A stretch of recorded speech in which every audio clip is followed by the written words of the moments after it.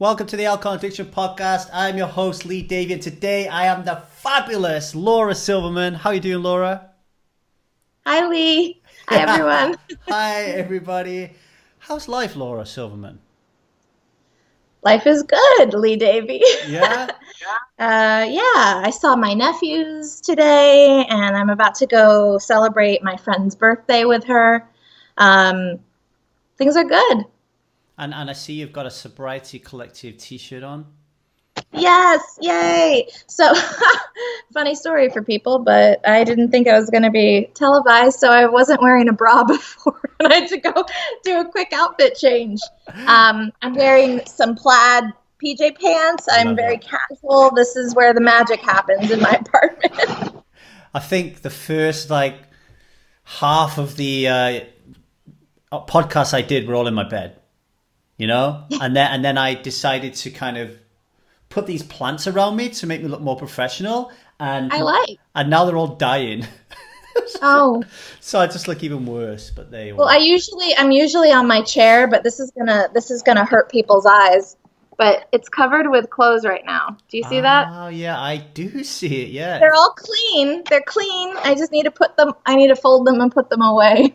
And it's funny. We'll get into this in a little bit, but I have OCD. A lot of people think that OCD just means that you're really anal about cleaning, but that's not necessarily the case. And with me, I get really overwhelmed by cleaning, and then my ADD kicks in, and then I get too flustered and I get more anxious.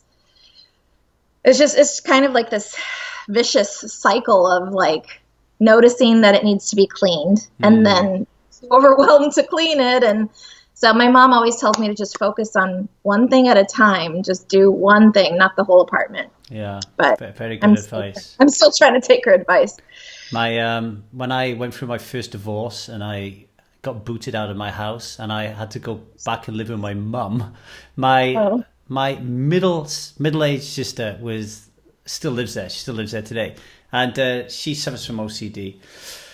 And I would be there because I was a night owl, right? So I'd be downstairs 2 o'clock, 3 o'clock in the morning working, and she would she'd come down every half hour to check every single door, every window. And I remember when I first moved in, I was like, you do realize I'm here to protect you, right?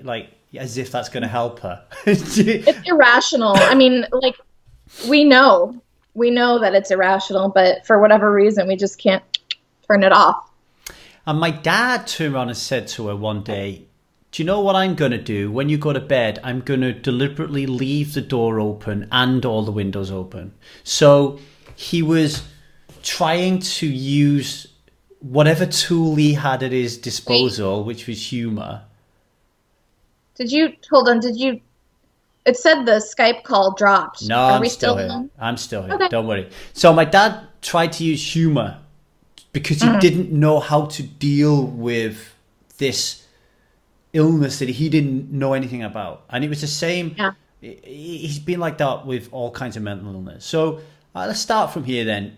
How has it been like having and operating with OCD and ADD and with people who quite don't understand how you are? How does that make you feel? How do you kind of live with that?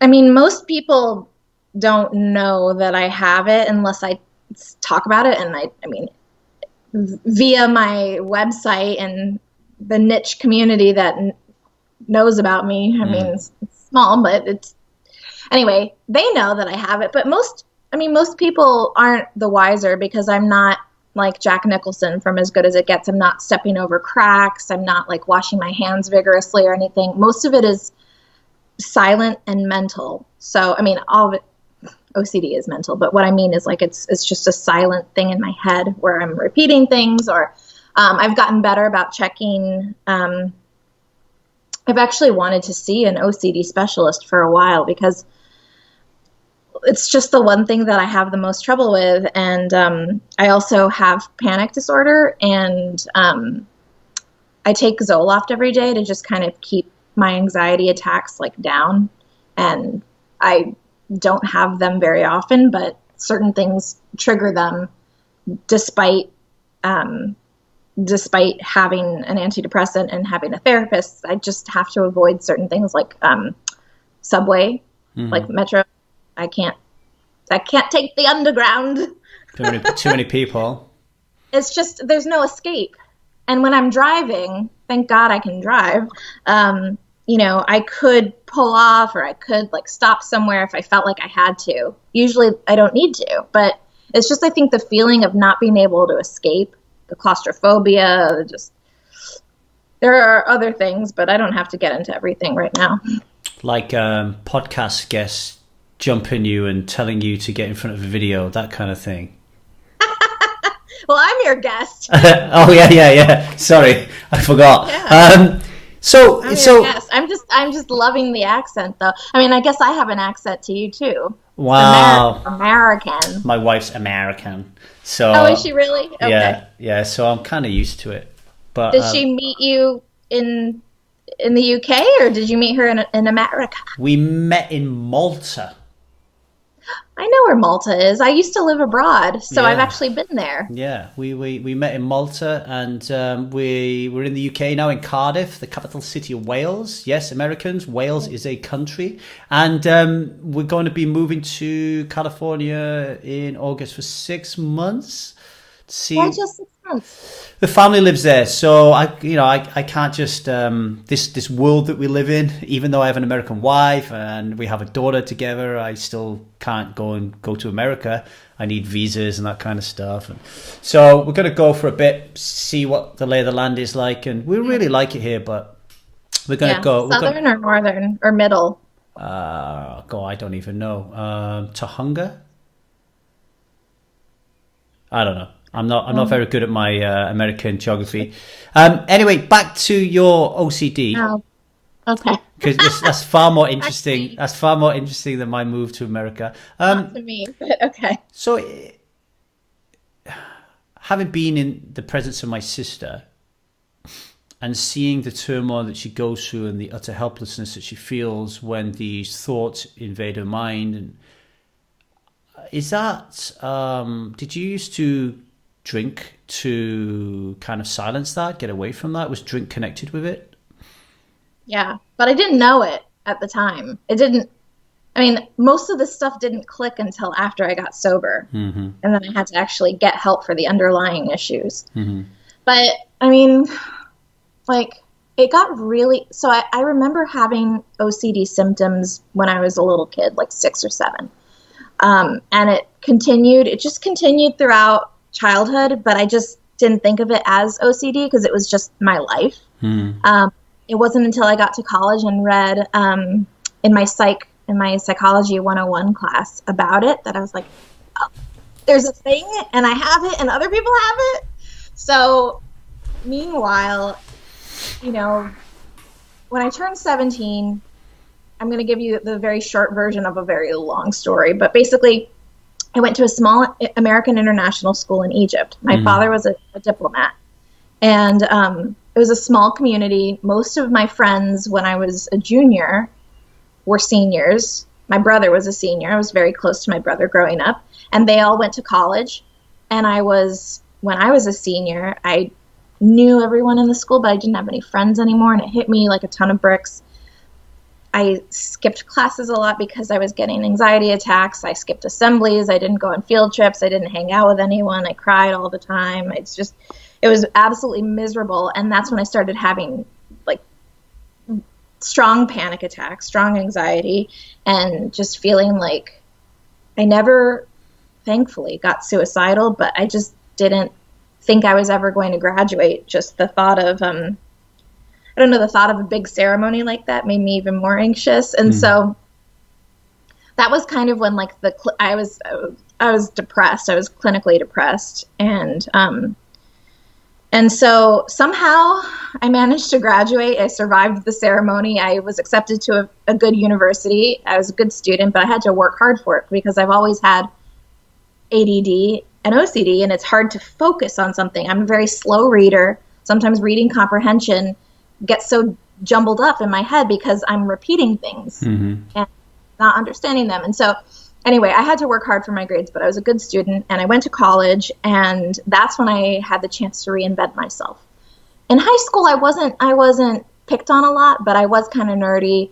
But middle school was the worst. I carried tons of scars from bullying, elementary school and middle school, and a little bit of high school. I was just an easy target. I wear my heart on my sleeve. I'm very sensitive and compassionate, but the sensitivity wasn't a strength back then. It was a weakness, and it made me a target for kids who wanted to pick on someone and feel better about themselves. So I carried all these scars from being bullied for years, and then just the person that I was my senior year of high school, I didn't want to be when I was in college. I wanted to finally feel like the stereotypical, like, cool, popular feeling. And I should backtrack for a second. The summer before my senior year, before everything got crazy, I tried alcohol for effectively the first time in my life. And I mean, it was just your textbook, like, it felt great. Worries went away. I felt cool and sexy and popular, and it only took a beer and a half to get there. But I knew, I didn't know how to verbalize it, but like I knew that I liked that feeling. I wanted it to sustain, but I also knew that I couldn't do that while I was still a student, because it was just it would have gotten in the way of like school. And so I just didn't drink until my high school graduation night, got pretty drunk. And then in college, I mean, it was just kind of a free for all, but it wasn't super, super nuts right away. I mean, or rather maybe it didn't take as much to get to where I was going. And I only drank during the weekends. I wasn't a daily drinker. And even when it got really bad after college graduation, I was still basically a weekend drinker. And maybe one night during the week, I'd have like a lot of wine in one very, very, very big wine glass, but I called it just a glass because it was just the world's bit. So, you get those glasses these days that fill an entire bottle of wine in them, innit? You know, it's, yeah, it's the supersized version. You know, it's supersized me. It's America. Yeah. Actually, I'm sure we'd find that wherever there's drinking in the world, but so I was a binge drinker. I wasn't a daily drinker. I didn't need to sustain a certain level of alcohol consumption during the day and night, but and I never had physical cravings or physical dependency, but I definitely had a psychological craving. I just needed it to like feel okay when I was out socially. So it was more of like a social connection, and it definitely helped silence things. I didn't feel so like weird. So how did you quit? Well, I should say that when I did quit, I wasn't thinking of it in a forever way. Why was that? Some people, is it scary? Well, some people plan their last hurrah. They're like, I'm good. I mean, and it usually never goes as planned, but I didn't set out to stop. I just, and by the way, I mean, I look and sound young, and I got sober 10 years ago, so I was really young. Basically what happened was I just turned 24, and a couple years before that, I had been hospitalized for the first time for alcohol poisoning, and that was a huge, huge wake-up. But it wasn't enough to really, like, nothing clicked, nothing stuck. And even though I had to pay ambulance bills and emergency room bills that they were in collections for a while because I didn't want to think about having, just didn't, you know. Anyway, so I had been hospitalized before, and it definitely scared me and made me kind of cut back for a little bit, but then I got right back into it. And so the last night that I ever drank, it was, I don't want to go into it too much because, I mean, I've written all about it and it's blah, blah, blah, blah, blah. But I was at a concert in New York City. I'd never been to the city before. I didn't have much to eat that day, and I had a ton to drink. And needless to say, I was absolutely out of my mind, browning out, eventually blacking out, and passing out. And I woke up in a hospital in New York City. completely separated from the people I went to this concert with, separated from my shoes, my purse. I didn't know anyone's phone numbers except for my grandma's, and I was supposed to be staying with my cousin that night, so I made up some story to my grandmother to get my cousin's phone number, and we were eventually reunited. And then somehow my purse had been turned into a security guard with everything intact. And oh, I should say that my family received calls from the security guards saying that they had my belongings but couldn't track me down. And so knowing that my family received calls like that and felt like panic and terror of what could have happened to me or what was happening to me, that really affected me, because I knew I wasn't being kind to my body or my mind or my heart with all of the drinking, but to know that I was really affecting my family, that was a huge wake-up call. And then for whatever reason, the next night, it was right before I was going to go back to DC, because I live in the Washington, DC area, but my cousin said, look, I'm not your parents. I'm not going to tell you you can't drink, but basically, like, don't fuck it up again. Don't what you did before. And I mean, I'm sure you can relate when I say that we've said, I'm never drinking again. Like, never this, never that. I said that so many times, but I actually, the time that I said it this time, I said, I don't think I ever want to drink again. I actually meant it. It clicked. Something clicked for me. And call it a spiritual experience, call it some sort of higher power, maybe a bunch of coincidences together. It was just something bigger than me was looking out for me that night. Or it could have just been a coincidence, but I will be grateful for that coincidence. And nothing happened to me. My belongings were saved. And I had this chance to actually do something. Of course, I was terrified. So I went back to DC, and I took some time off work. It was my first job out of college, and I just took a few days off. I didn't know what to do. I couldn't do anything. I was freaking out all the time. So my parents, for what it's worth, they were living abroad at the time. They were still overseas. So I called the number on the back of my health insurance card that was for substance abuse and mental health. And I called them and I said, I need help. I keep doing this and I don't know what to do. They brought me in. I mean, I went, I think either that day or the following day, to meet with a counselor. And we were going down the checklist, the Are You an Alcoholic checklist. And I mean, I was yes to basically everything, but I still didn't think that I had a problem. I don't know. She's like, why are you here? You're here because you called. It wasn't someone forcing you to be here. But she was like, look, I think you'd be a good candidate for this intensive outpatient program that I run. It's a group program. She's like, I can't make the decision for you, but I think it would be a good idea. So I did it.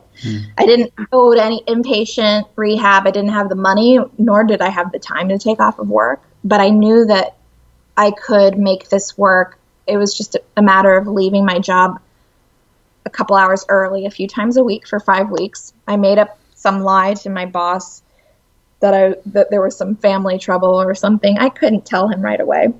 But once I had a little sobriety under my belt, I then told him what had really happened. And he said he had some idea, but he didn't want to pry as long as I was getting the job done. And that was just kind of the beginning of it. And at that point, I was required to also see a counselor for my mental health issues. And so I started to address what was going on with anxiety and OCD. But I mean, the mental health piece, like quitting alcohol is actually pretty easy. With folks who are in eating disorder recovery, I imagine it's a lot harder because you can't just quit food. You have to eat. You have to learn how to manage a relationship with food. But with alcohol, I mean, yes, it is hard, but once it's out of your system and sort of out of your life, you can be fine just going about your life without it. So you had the experience in New York City. You decided that, boom, that's my that's the last time I'm going to do that and get away with it.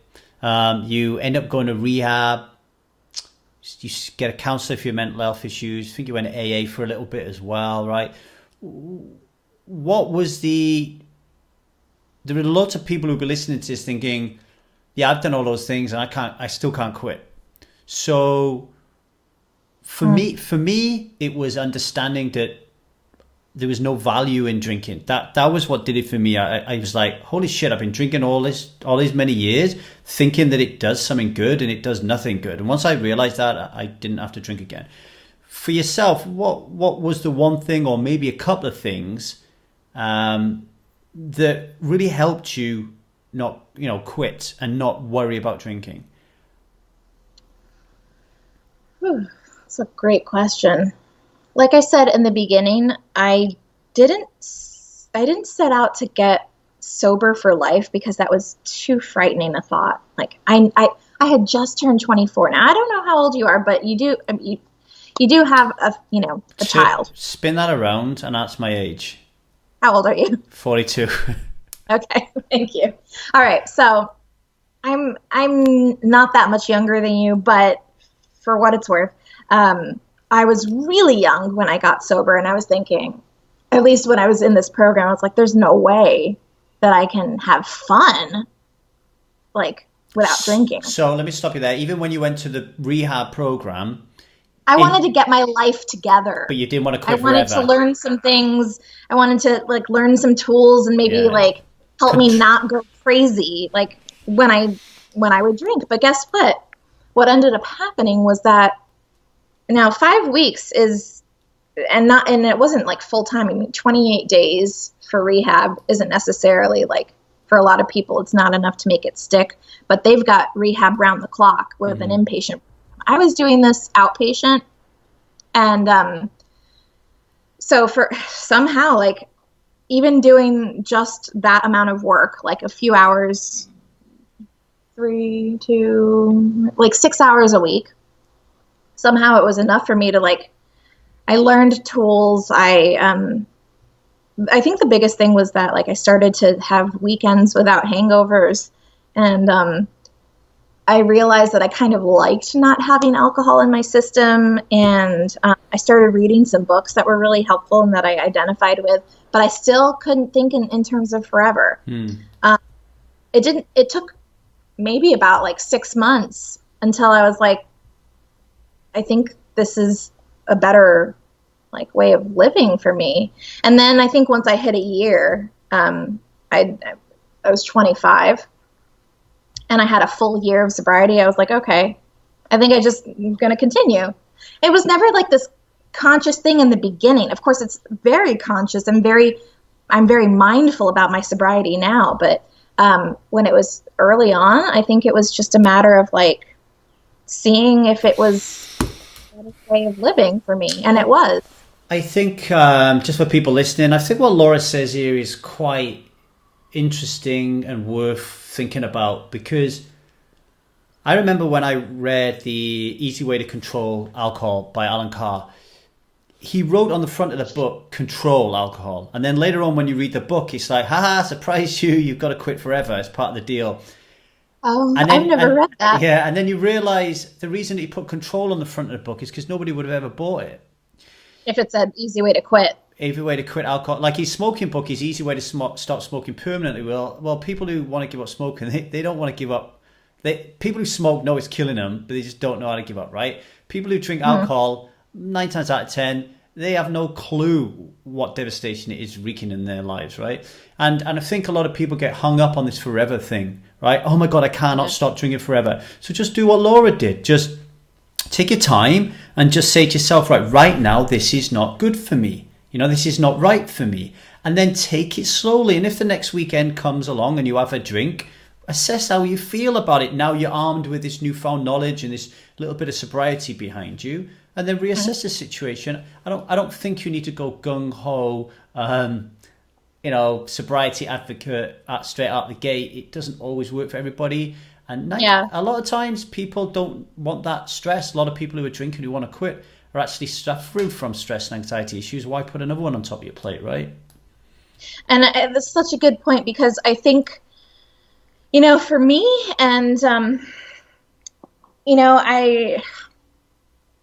I think having a set what I would call a setback in early sobriety would have been to, I want to be careful about how I say this because I don't want to offend anyone. Mm-hmm. But I don't know how I would have been had I relapsed or had a lapse or like, would I have gone back to sobriety? Would I beat myself up over and over about like losing my time, or would I have taken what I had learned and maybe applied it to, I think with age, with growing up, I've been able to have a more like holistic understanding of this and realize that for many people it's a process for everyone, but for some people the process is much more trial and error. And I'm totally, I don't judge anyone for trying and then going back and trying and going back, as long as they're, doing what's right for them and don't take that as an excuse if they think drinking is right for them. But I guess what I'm trying to say is that I feel fortunate that it's been, uninterrupted. Oops, hold on. Wait, can you still hear me? Yeah. Hold on. I can't. Well, it's been uninterrupted, continuous sobriety for me the whole time. I can't hear myself except for, obviously, I can hear my voice, but can you hear me? Yeah, I can hear you fine. Okay.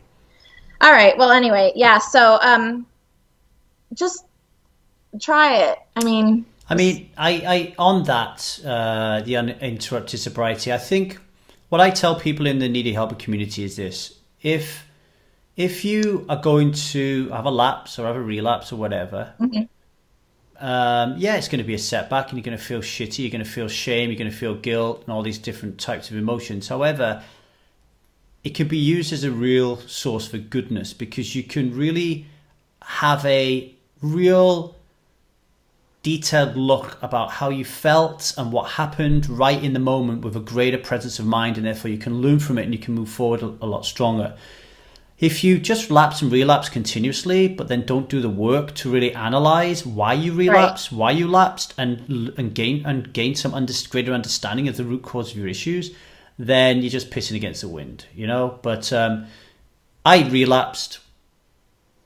I don't know how many years into sobriety, maybe 3 or 4, and I think I've written about it several times. It was the greatest thing that ever happened to me. Relapsing, knowing how much I knew about how bad it was to drink, and then experiencing me drinking again was quite a profound experience, and it has definitely helped me help other people quit. Did you restart your account, or right. did you have a account? Because I think you were curious about that. Yeah, I was going to talk to you about that. So when I started Needy Helper and started to write for people and go on people's podcasts and stuff, they would always want to know how sober I was. And I didn't have a clue, because I didn't keep a date of it. And I still don't know. I guess I say somewhere around 2009. I think I looked back at some emails and I was like, yeah, okay, it was in 2009, right? So I don't have a count. And I think there are benefits to it, and I think there are drawbacks to it. But I know you do, because I was reading your website. How important is it to you? Why? And what's your thoughts on days? I think I was brainwashed a little bit by my outpatient program, which was sort of a 12-step facilitation thing. And with Alcoholics Anonymous and all of the 12-step programs, having a sobriety date is like a thing. For whatever reason, though, that stuck with me. And I think knowing the last night I drank and then the first day of like conscious choice to not drink has been actually really profoundly important to me, even though I don't identify very much with 12-step philosophies. I mean, there's a lot that I still do take with me, because this is how my brain works. So I'm going to go a roundabout way, but it's okay. So I was required to go to AA in the beginning. I didn't want to be there, and I didn't make the most of it. I came back 3 years later to AA, still been sober the whole time. this time I wanted it, and this time it lasted. I found a sponsor, I worked the steps, I read the literature, I had service positions, went to retreats, I did everything. And I really enjoyed it up until a certain point when I was like, it's given me so much, but now it's becoming my life. I wanted it to give me a life as opposed to be my life. And that's when I left. I was there about 18 months, a year and a half. But I should go back and say that having a sobriety date just kind of, and this is a stumper. And the reason why is because, I think having the length of continuous sobriety, I don't know. I think had I lapsed or relapsed or experimented or whatever, maybe my date wouldn't matter as much. But the fact is, and I'll admit, it does kind of put some pressure on things. Let me ask you a question. Yeah. Let me ask you a question then, because this is. I want to ask you a question, and then I want to go into a point that I want the listeners to absorb. Do you think you'll ever drink again? I don't think so. Okay. I mean, but I don't know. I'm not God. Right. We don't. I don't want. I don't want to drink again. Yeah. Do you ever feel but like? It doesn't drinking? mean I never will. I don't know. Huh? Do you ever feel like drinking? Sure. Not as much as I used to, but it's like, I mean, it's so ingrained in everything that like sometimes I'll just feel like, oh my God, it'd be so nice to have a glass of wine. Right. Or, okay. Yeah, you go places, you see other young people or not so young people, but youngish people drinking, and they look like they're having a great time. And sometimes you just feel like such an other by being the sober person. And one of the reasons why I wanted to start my community and talk about it more publicly was because I realized that being sober didn't mean being boring. It meant like I could be fully present and conscious and enjoy my life. And I wanted to show that it was totally possible to still be a creative person. Mm-hmm. Have to rely on substances to be creative. But yeah, I'm human, and I am in recovery, and part of me does feel like I have been recovered completely. Like I'm, I wouldn't say fixed, but like I'm better. Mm-hmm. But the other part of me, like, yeah, I mean, there are times when I, have thought about not actually doing it, but just romanticizing it and being like, it would be so nice to have something. But I've never actually been at the point where like I want to drink and I'm going to drink.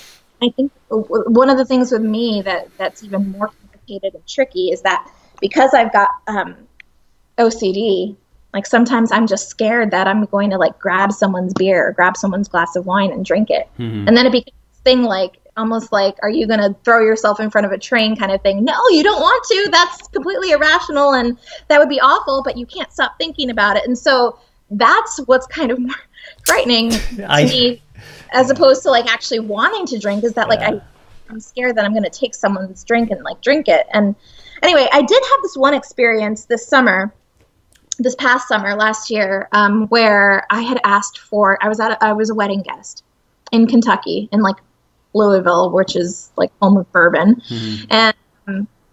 And I had asked, they had like a virgin mule, some sort of Moscow Mule virgin drink as the mocktail. I had asked for it, and I was very clear and crisp in my delivery when I said I wanted the non-alcoholic version, but I think she just heard mule. Yeah. It made me a fully bourbon one. I didn't smell it because at this point, like I was at the point I had just celebrated 9 years, and I was like, I used to have people like taste my drink before I would have it, or like just I didn't want to go down the hole of like trying it and then being like, yeah, woo. But I guess I just trusted that she made me a virgin drink, and I took a big gulp of it, and it burned. And I was like, shit. That was bourbon. And like I had all these thoughts rushing through my head, like, did I just fuck up my sobriety? Of course I didn't. But I was like, I've been so careful about alcohol that I don't even buy alcoholic mouthwash. I get the alcohol-free mouthwash. I get alcohol-free everything, vanilla extract. I will only have it if it's cooked. And I'm very strict about it because I just don't want to tempt myself. Because I am an all or nothing person, and I'd rather remove it from the equation entirely.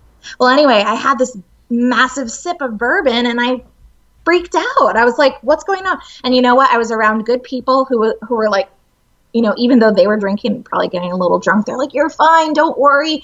Everything's going to be okay. Like, they got me a ginger ale. They like got me some water. They had me sit down. And 20 minutes later, I was totally fine and realized I didn't mess it up. It was just a genuine mistake. I'm still in recovery. I'm still sober. Just, you know, I think part of me like felt, it like messed with my head. It majorly messed with my head. I didn't have enough to even like get buzzed by a little. Like, it was just a sip of a drink, but it was the first time that I'd ever had anything. Can I ask you a question on that then? Because exactly the same thing happened to me in Vegas in the summer. I was in, where was I? I was in the Bellagio, and I was in this restaurant with friends, and I ordered 2 mocktails, one for me and one for my wife Liza, who was pregnant at the time. And they brought them, and I drank it, and I was like, that's alcohol. And she said, that's what you wanted? I said, no, I wanted a mocktail. So I know exactly how you know, I've been through the same thing. But were you freaking out a little? No. I was just like, yeah, whatever. This is what I was going to ask you. How much of your freaking out at that moment, right? How much of it was down to your OCD and your kind of like panic and anxiety, and how much was it due to AA indoctrination? Oh, that's a good question. Oh, that's good. Probably a bit of both. Right. Look, I think that 12 Steps works for millions of people, and it is a great program for those millions of people, but there are millions more, way more, that it alienates, and that people think that there's something wrong with them if the program doesn't resonate. And I'm one of those people, and it's totally fine to be one of those people. And the reason why I preface all this with that is because no matter where I am, I have a lot of good things that I took from the program still, but I have a lot of that indoctrination where I immediately freaked out that I lost my sobriety because I had a sip of something that I didn't have any intention of drinking. It's all about intent. If you intend to drink alcohol and get some sort of something out of it. If I had a sobriety date and that had happened to me, then maybe I would have thought to myself, oh, what does this mean? Yeah, you know? But you didn't. And that's kind of you know what, in some ways it would be just easier to like have a more relaxed perspective about it all. But I wonder if that was me. I don't know. So yeah, part of it was just my anxiety because I am a very anxious, neurotic person. And I've also got obsessive compulsive disorder, which, you know, a lot of outsiders think is like the Monica Geller disorder. Everything from Friends, everything has to be in a particular order. Yeah. That's obsessive compulsive personality disorder, which basically means that you're anal retentive. But so yeah, I had part of that going on, and the other part of me was like, it was the AA thing. But I think the even bigger part was that I just hadn't ever had straight alcohol since I was released from the hospital. So I think it just freaked me out. Not that I was going to get drunk over it, but that I was going to just take it as an excuse that now that I had alcohol in my system, as little as it was, I might as well just drink the rest of it. I thought I was just going to drink the rest of it and then be like, fuck it. And then I'd be like, shit, I have this website, but I'm useless to run it if I'm going to be drinking. So I had it was like your life flashing before your eyes kind of thing.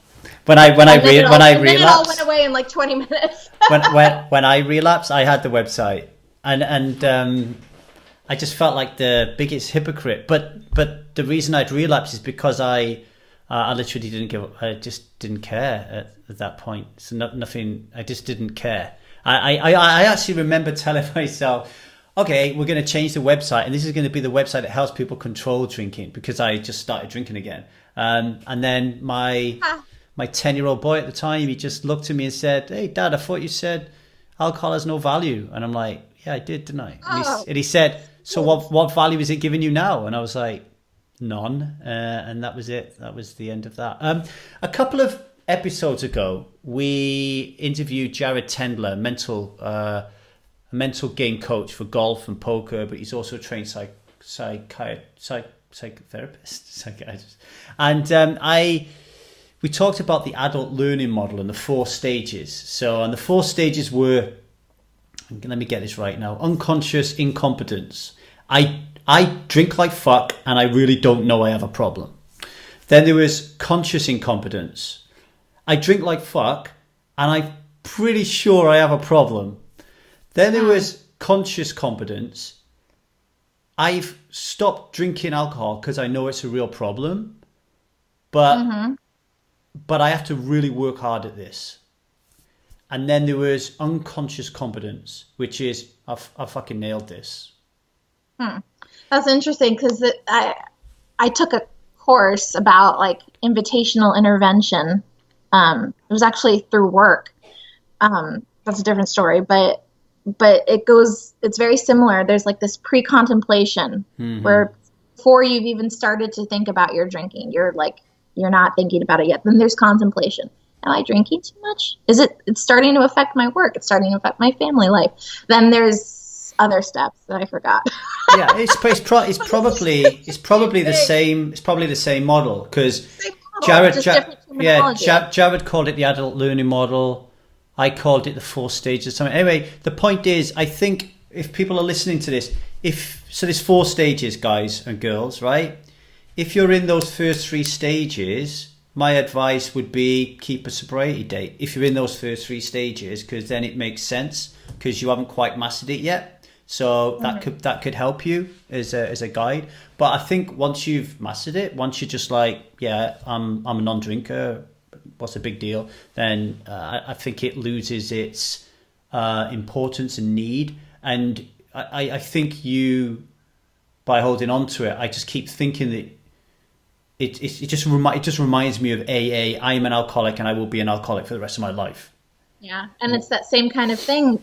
What I remember from being in the rooms is that when you get to that point of like mastery that you're talking about, that's when they call it resting on your laurels. Like, oh, I've got this. I'm fine. And they say that like when you're in your 5 to 7 years of being sober, that's when you think, all right, I don't even remember what it was like to drink.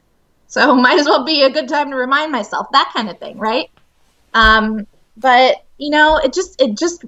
it works for me, not out of any sort of allegiance to any program. It just works for me to have a date, to stick to it. I like to celebrate. I'm a person who loves birthdays. No matter how old I'm getting, I will celebrate the shit out of a birthday. And so it's the same thing with having a sobriety date. I celebrate that. Yeah.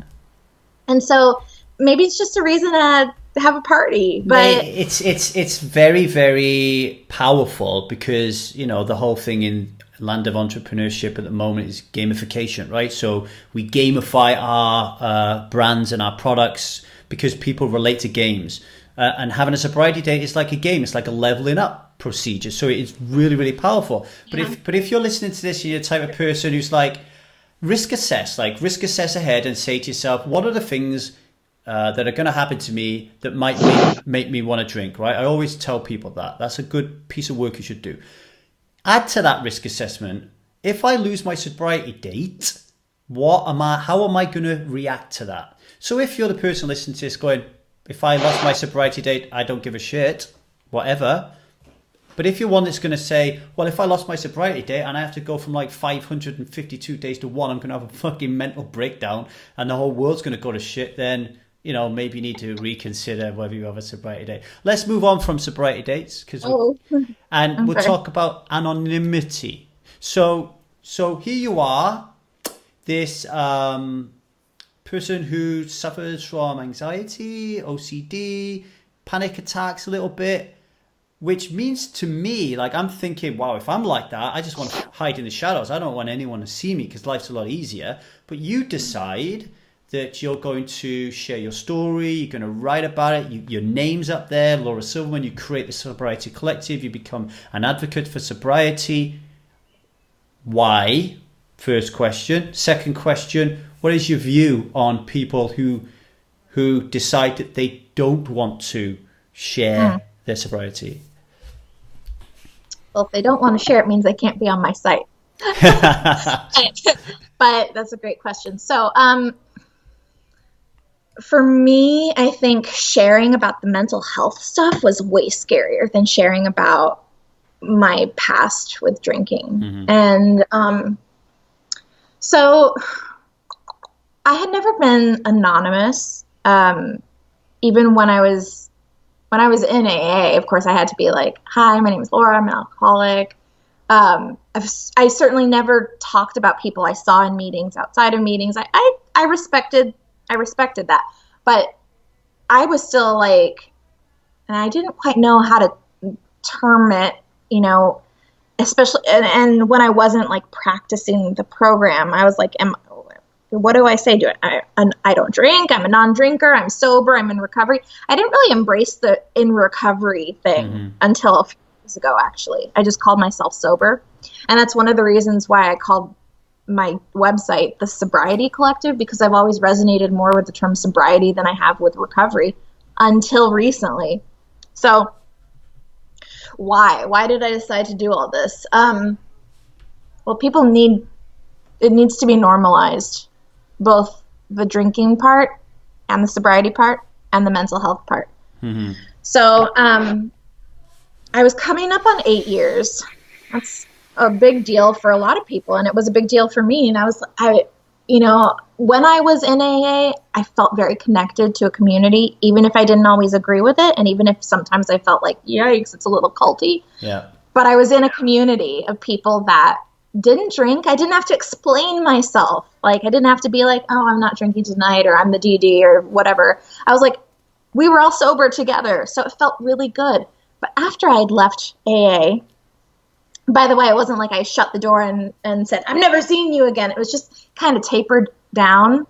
And then I went like once every few months, and I went once a year kind of thing. And so I wasn't in the program anymore. I didn't have a sober network. And I have friends, good friends, who are very understanding and very empathetic, but they haven't been through what I've been through. And I was yearning for a community of like-minded people. I needed a sober network.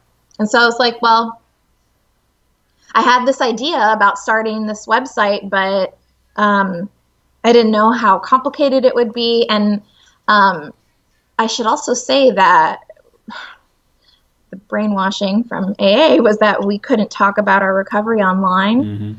And I think what it really meant was that you can't say that you're a member of AA online, but people do it all the time. It's fine. But I didn't even think to look for other websites. I didn't know that there were websites and podcasts and this and that. Back in 2007, up until like 2010 or beyond, there really wasn't a whole lot. It's only in the past 5 years, I think, that we've seen this just explosion of recovery, digital recovery. So I didn't really know what to look for when I was getting sober, because there wasn't much.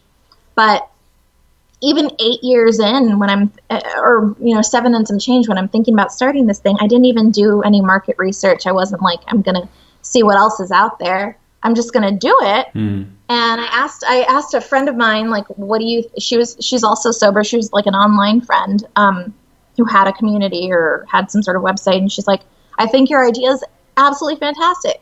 You do know that there are X, Y, and Z websites that are doing something very similar to that, right? And I was like, no. And it almost deterred me. I was like, well, if there's already something out there, there's already something out there. But then I was like, I started to think of the whole special snowflake syndrome. And I was like, well, maybe there's something else out there, but there's nothing like with me. And it's not me. No one knows me yet. So let them have a taste of me and see what they think. And so that's how it started. And when it first started, it looked really like an old blog. It was a blog spot. I hadn't even like bought a domain name yet, and it was awful looking, and it took a month of that, and I was like, I need something like slicker. And so, but not like in a slimy way, just like prettier, you know? And so I definitely have put a lot of time, energy, money, lots of money into this. That's a different story. But anyway, I was like, I just need to share my story with more than just my friends and family who are supportive. And more than that, it was just like, if I can help a person, one person who may be like, the 12 steps aren't working for me, but does that mean that I can't be a sober person? Because I was always told, I mean, it says so in the literature. AA does not have a monopoly on recovery. However, if you decide to go out and do these things on your own, you're considered a dry drunk, you're white-knuckling your way through life, you're not this, you're not that. And I'm like, no, I'm taking my power back. No one's going to tell me what I am or am not. If I'm not in this program, I'm still in recovery. I have a therapist. I eat better. I'm exercising. I have good relationships with my family. I'm actually living a life in recovery that maybe some people in AA aren't actually doing. They're just going to meetings. There are lots of people who are living a very good life in recovery who do go to AA, but there are just as many that I've seen that just go there and say they're in recovery, but I don't see them doing much. Don't get me started. You got me started. I got you started. I did get you started. So I know we're coming up to time now. I know you have to leave. So what is going on at the moment? What are you getting up to at the Sobriety? 10 more minutes if you need me, but what's going on at the Sobriety Collective at the moment? Oh, there's a lot going on, and there's also not much in the sense that I don't have as much time as I used to put into it. And I feel overwhelmed by all the things that I still have to do. But the biggest thing I think is this, what I had envisioned from the very beginning was like sharing other creatives in recovery, their stories, but not necessarily pages upon pages. I wanted something brief. And then basically a way to have the community connect with them. Yeah. So I had always imagined this like mini profile for a fellow creative in recovery, and by that I mean a musician or a podcaster or a comedian or an athlete, someone who has an outlet, or a model like me. Exactly. Yeah. but oh gosh, hold on. I'm uncomfortable. I've been sitting in like this position the whole time. Okay, so and so that was what I envisioned the whole time, and it has become this recovery profile thing. I really don't know how many people read it or how many people look at it. I don't do website metrics really. It doesn't matter to me that much. But what I have created has made me happy, and I'm able to share other people's stories. So I think that's the biggest thing in terms of what's going on the website. But I would be remiss if I didn't say that there is a conference coming up in New York in 2 weeks. And it's called She Recovers in New York City. And because of everything that I've been doing online, all of my work, and gosh, I'm distracted by the fact that I'm distracted by my image right now. But because of everything that I've been doing, I was asked to be on the official sober blogger team. Wow. And I'm actually part of this event, and it feels really validating. And it also is like, I mean, there are tons of amazing women and men, but since this is about women in recovery, there are tons of amazing women who are doing things for their community, and just as many, if not more, people who, I would have picked too. But the fact that I was selected and asked to be part of this is very humbling, and it's also exciting. And so that's really where my focus has been in preparing for this, and helping promote, and I'm really excited because I'm going to meet hundreds of people that I know, like online, and I'm also going to get a chance to see some people that I have met already. And I think that's really the biggest part, the big takeaway from all of this is that I have found a community of people who understand me, who understand what I've been through and understand what it's like to not have to rely on a toxin to live a life that, I mean, it just sounds so cheesy when I say it, but it's honestly true. Like I'm just so much happier not dealing with all the bullshit that comes along with drinking, all of the shame that I felt from, going home with random people, all of the, like, what did I lose? What did I do? People have to tell me what I did. Who did I embarrass? I embarrassed myself. And then beyond that, like feeling the effects of drinking the following day, I'd be hungover, I'd be disgusting. And then, missing some work sometimes because I was hungover. It's not worth it. It's just not worth it. And you can become such a good member of your family, of your community, if you, if you just don't rely on it. Plus, I mean, you'll be safer on the road. There are so many, this is my Yiddish coming up, but there's so many schmendricks on the road as it is. You don't need to be another one of them by, drinking and driving. And, but I think the biggest takeaway for whoever you are is that, shoot, I just kind of forgot what I was going to say. You forgot the bigger takeaway. That was this big, like, nugget. But, I mean, just try it. Try it for a month. You can do anything for a month. And that reminds me, I'm going to have to cut sugar out for a month. Because if I'm telling people they can do whatever they want, or if they can cut alcohol out for a month, I should take my own medicine. And I like dessert. You should come over to the Needy Helper community. We're all sugar-free, man. You should. All of you? No, I am though. I'm trying to convince everybody else to follow suit, but one step at a time. How's it going though? The sugar-free part? It's good. It's all right. It's gone. It's gone. Boom. It's done. Maybe I'll relapse in 8 years when I get to footloose and fancy free. I like dessert, and I don't have very many vices left. I think that's. I don't smoke. I don't drink. I swear a little, but I like dessert. But the thing is, you know what they say: everything in moderation. Yeah, but except for alcohol and drugs. I had a friend who once said to me, because I've given up everything, and he said to me, "Wow, like it's like you've given up life," and it's not like that. I listened to a really good podcast the other day. Alison, can't remember her second name now. I've asked her to come on the show. It's the Don't Freak Me Out podcast. She's an anxiety coach. Ooh. And she was saying that when she quit drinking alcohol, she had to question whether she ever enjoyed herself when she was drinking. And then some deep introspection later, she realized that she hated nightclubs. She hated shallow conversation. She hated playing the game.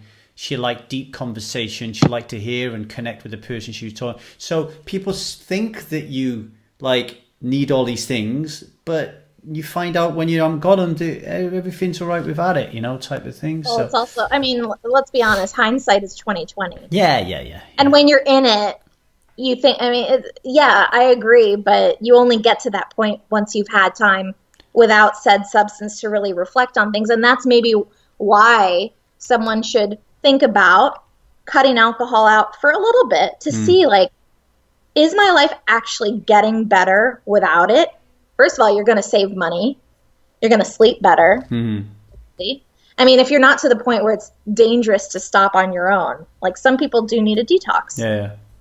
But for the people who are mostly psychologically dependent on it, try to just go without it for a week. If you feel good, try another week. Yeah. Just kind of build it up that way, and you don't have to be anal about a sobriety date like some people are. But for me, it works. It works, and that's another thing. Find what works for you. One of the biggest takeaways that I could ever give to someone is what works for you may not work for someone else, but it doesn't mean it's any less valid. No. And I had struggled a lot throughout my sobriety, thinking that my recovery wasn't maybe good enough because I wasn't a part of a certain program or this or that. And I realized that what I have, I own. I do well, and I feel good. And I'm also human, so I make mistakes, and I still have my mental health things. So there are times when I'm down and I don't want to, connect with people. That's very, very rarely, because I like connecting.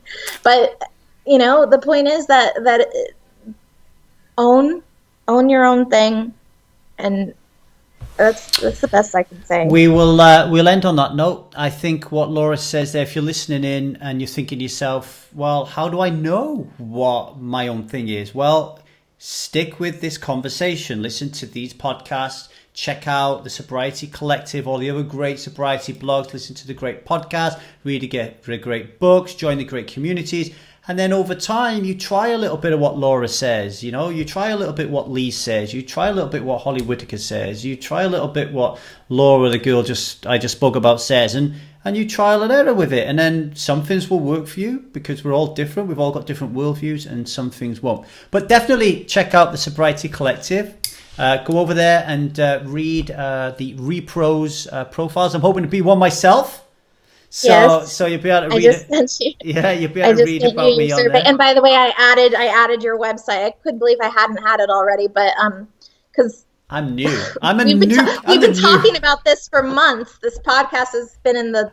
Laura, I'm the new kid on the sobriety blog. So it's going to take some No, time. but you've had like 80 episodes. Do you know that I've had a podcast supposedly for well over a year, and I've only had 8 episodes? Well, get it going again. Make me number 9. Come on, Laura. Chop, chop. Laura.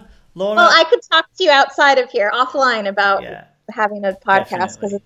Definitely. I want to say thank you. I just want to express some gratitude.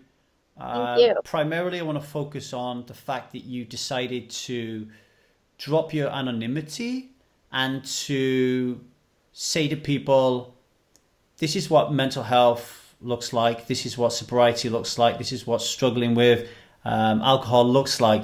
Because I'm a great believer that alcoholism is an ideology. It's a hidden ideology. It is a very powerful way of being that is so powerful that we actually think it's normal. And unless people like Laura and myself actually speak out and say, no, drinking a powerful toxin is not normal.